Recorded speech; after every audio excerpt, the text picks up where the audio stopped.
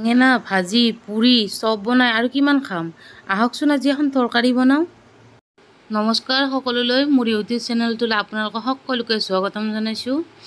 এয়া মই বেঙেনা আধা কেজিমান লৈ লৈছোঁ। বিলাহী বেঙেনাখিনি পিঁয়াজ গোটেইখিনি কাটি লৈছোঁ।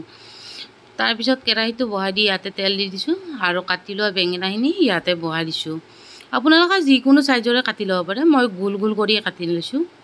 আৰু বেঙেনাটো কাৰণ সৰু আছিলতো, সৰু সৰু গোল গোল বেঙেনা আছিল, সেইকাৰণে আপোনালোকে যদি চাই ডাঙৰ বেঙেনা দিও মানে তৰকাৰী বনাব পাৰে।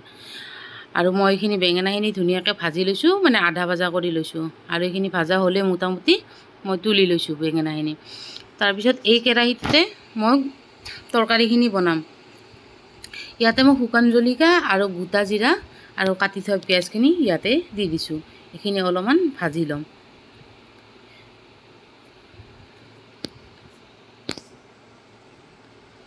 তাৰপিছত এইখিনি ভজা হোৱাৰ পাছত মই ইয়াতে হালধি আৰু শুকান জলকীয়াৰ গুড়ি দি দিম আৰু অলপমান মিট মছলা দি দিম।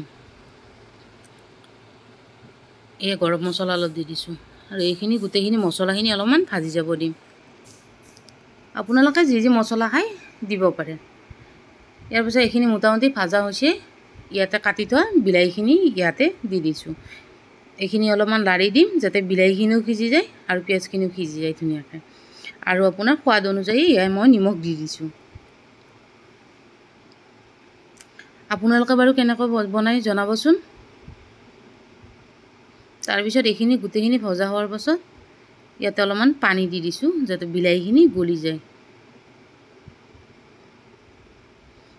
তাৰপিছত এয়া উতল আহিছে, বিলাহীখিনি মোটামুটি গলি গৈছে। তাৰপিছত মই ইয়াতে ভাজি থোৱা বেঙেনাখিনি দি দিম। এইখিনি অলপমান আকৌ লাৰি দিম।